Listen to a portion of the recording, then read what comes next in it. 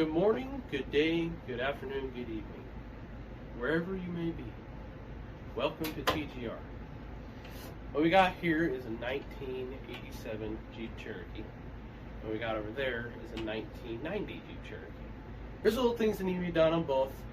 They're missing some stuff, maybe some protection. I think they're fine the way they are, don't you think? Anyway, they both run. This one, I mean, yeah, you'll see a lot of stuff missing on this one. Don't worry, I know. But we took the AC stuff off of this one except for the compressor, because this compressor, it's broken, it doesn't work. I don't even know if the compressor on that one works, but figured, don't know until you give it a try. So we took the AC lines off and the receiver dryer and then the condenser off, and they're all going to go over there. So I'll bring you in a little closer to show you kind of some of the plan for maybe some of this. So here's what I mean by this thing's missing some stuff. Tell me if you think you can see something missing. Okay. The whole intake situation here, I have it. It's just in the back of this thing. This right here, I don't even know. This wasn't me. I didn't do that. I just put all the vacuum lines back together and figured, well, what the heck, see if it starts. Then I turned it over and it fired right up. I don't know where the bolts went for this. I had this Jeep a long time ago, like, I don't know, 5 or 6 years ago. It was a gift to my buddy. He drove it, had a great time with it. Whole thing was awesome. And then he had to sell it, unfortunately, and it went to somebody else who absolutely just destroyed the poor thing. But I got her back now, and now I can go through, give it the tender love and care that it deserves now. So here's the layout, the stuff, the idea behind it. So this right here is off of like an 86 Wagoneer. I just saw it and was like, oh my gosh, I found one intact. I get all this stuff from Pick and Pull. It's the greatest thing ever. But this right here, I've got a plan to go on this Jeep over here. It had a little bit of a fender bender. Not by me. I got it this way. And that's why that one over there doesn't have a grill, because I put the grill off of this one onto this one. But now that I have a grill for this one, I can put the grill back on that one. And I got a better bumper, and better bumper for that. Obviously it needs it. Here's the AC missing section that I hope that these right here will be able to go on that Jeep and just be happy. So the next thing is seats. These seats right here are going to go in that maroon Jeep. So in the past, the seats got changed out. They have maroon seats. I got these out of that same Wagoneer I was talking about earlier. Well, no. These came out of a regular Sport. These headrests came out of a Wagoneer because these didn't have headrests. But with the paint scheme that's on this vehicle, it should match out pretty nicely. So here's the seats that are in it now. Now these came out of the Baja Bug because I got new seats for it. Obviously these ones aren't the greatest seats in the world, but they've done their job. I threw them in here. I had nowhere else to put them, and I needed a, I guess I didn't really need a chair to drive it around in, but they serve dual purpose. So this Jeep has just kind of been a storage unit for all my other Jeep parts. So like there's some 98 parts in here, some fender flares, and Lord knows what else. And so, I mean, everything in here is maroon and gray. Hopefully these seats over here, being maroon and mostly gray, hopefully that'll look just fine in there.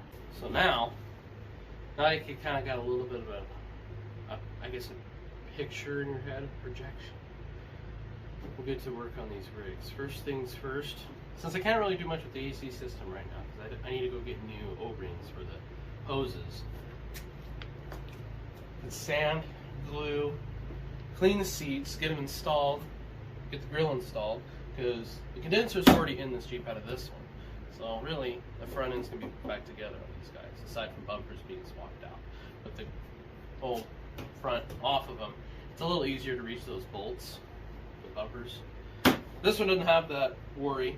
I'm going to have to figure out a situation for this one. I'm not sure if I've got any more mounts. The mounting brackets on this thing, holy crap. Anyway, we'll get on going and I'll take you along for the ride. So this is what I mean by the brackets being a little messed up. They're fine. We'll just whack them with a hammer, bend them back, weld them on. Never mind. We got brackets right there. So here's what we got going on. This little guy right here, not really sure how the operation of this highly sophisticated unit works, but when I figure it out, hopefully I can get these all nice and clean. Normally, I've just some carpet cleaner and a scrubber seems to do the trick, but I did that the other day and I don't want to do that anymore. But anyway, I figure out how to use this thing, I start cleaning, and then I'll take you guys along the way. I'll update you as I go. Alright, figured out how this interesting contraption works. So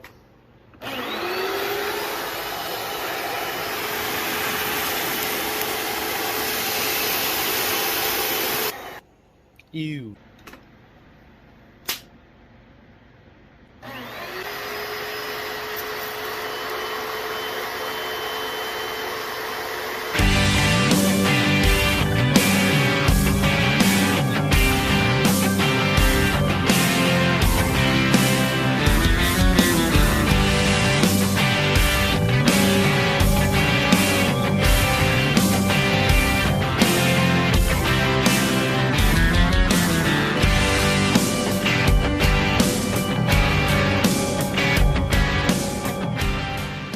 Alright, so now we got some carpet cleaner on this other seat here.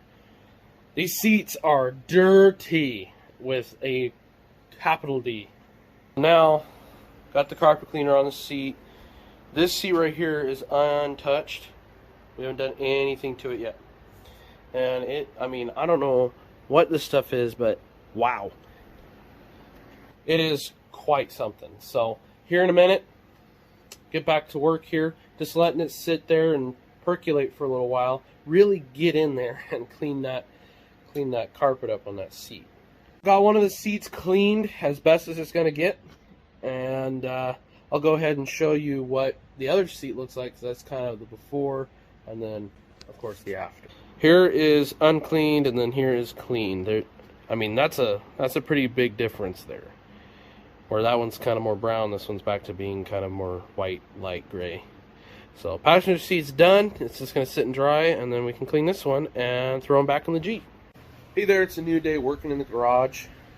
Had to cut things early the other day. But here's one. Driver's seat's all cleaned, and I personally think that the driver's seat looks a lot better than the passenger seat. I don't know what's sad over here, but wow. Because that's dirty. But this one here, not too bad. It's better. Got the Jeeps pushed back a little bit. Move my phone stand out of the way. And hopefully it'll get a little cooler in here. And if there's a little bit more distortion, it's because that fan is really loud. So we'll get going on here. But first things first is some breakfast.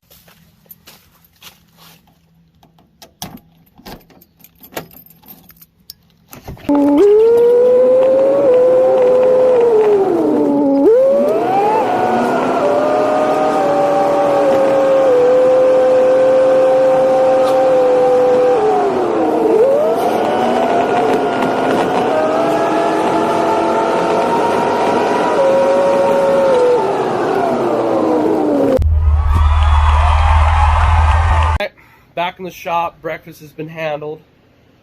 Gonna show you something that I just came across that I thought might work, but I'm gonna have to do some fabrication in order to get it to work correctly. So these seats here, I was gonna throw into the Jeep over here, but I can't do that because of the old seats bracket system. So these are flat. They mount straight on the floor instead of having that little rise like these ones do, where they would bolt in, I guess, sideways and up and down. There's a fun word for that, but we're not going to use it. These brackets here also have that fun little where you can tilt the seat like that and then forward and backwards. So I'm going to try to make an adapter so I can put that seat on this bracket without having to ruin the brackets or the these parts of the seat, so that if I wanted to put these seats in a different rig, then I could, so that they're still there and everything's still happy. But before we do that, we need to get some stuff cleared out of this Jeep over here, because yeah, there's a lot in here. So we're gonna get all this taken out, figure out what is to this Jeep and what is to other Jeeps, and the stuff that's to other Jeeps is gonna go in this storage unit. It's just kind of a conglomeration from all the other rigs. This is to the CJ, that's to the CJ. These are out of a wrecked Cherokee. This is out of a wrecked Cherokee. I have a motor for that. It's just in the back. That's to the CJ. This is a motor idea that's been put on hold because, well, I don't know if I've got it out here. One of these pistons, this one right here, took the motor apart and part of the head was missing. The head of the piston. So I was like, well, damn, that ain't gonna work. So gonna have to figure that out. But in the meantime, I'll take you guys along for the ride, see what we got in the back of good old maroon Jeep here, and yeah, see you back here in a second. All right, here's what we got out of the Jeep so far. I thought I had all the fender pieces, but it looks like I'm missing part of one. But then these are all to the 98. This is some more, I think this is to the black Jeep. That's to the maroon Jeep, and just quite a lot of parts. These are the front fenders for that Jeep, and there's still more to go. All right, got the interior of this Jeep mostly clean. It's well enough for now. Got it all stored away in the back of that. Got a few more things out here. These are some parts to the old black Jeep, and then some parts to the maroon Jeep here. And now we can move on to putting the front end of this Jeep on. So that means taking some stuff off this bumper here and painting it black, because as you can see, it's kind of turning to gray. And then repainting these inner pieces black and this top part black to sort of match this, to where it's kind of got that nice clean look to it. I mean, it's not perfect by all means. All right, so now we're down to just cleaning the bumper and putting it on, painting and then putting it on. So I'm gonna paint this matte black to match the rear bumper, and then gonna slap it on the front of this, and then we should be ready for grill time. So the paint is finally dry on the bumper. So we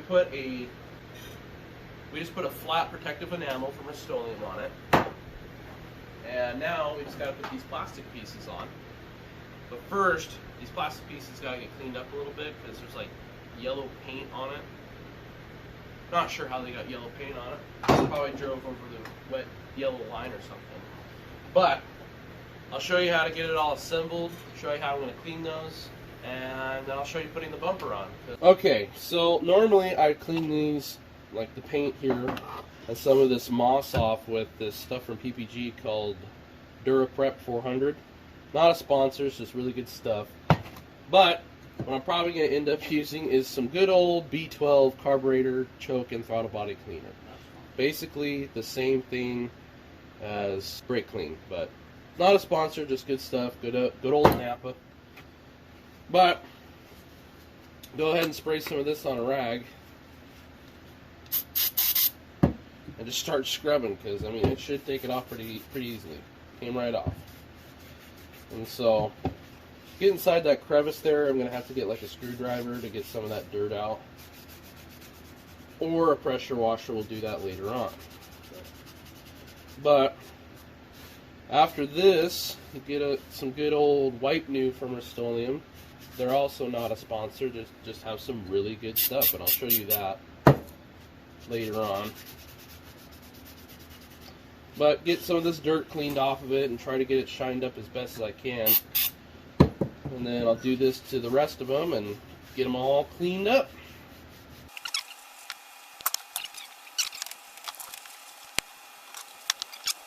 Okay, so this is what I meant by the Rust-Oleum Wipe New. No, they're not a sponsor. It's just some really good stuff. What this will do is bring back to life the new look to these plastic parts. Now, you definitely want to wear gloves with this stuff because it is a chemical. Then after you get it wiped down, this is kind of what you get. And then you just got to let it sit there and dry for a little while, and it'll stay looking brand new. Alright, now that the plastic pieces have dried to go on this bumper here, go ahead and take you for a quick trip on how to put all of the extras, the accessories. Here we go. So these little deals only have one stud, and then they have a bolt that goes through on the bottom. On the bumper be these little notches on either side, and they would have just like these on the inside of those notches. So this would go right under there. Normally they'd have like a little buckle, but in my case mine are broken, so they don't have another piece of metal on them to hold them on there. So it'll be a little difficult, but we'll get her going.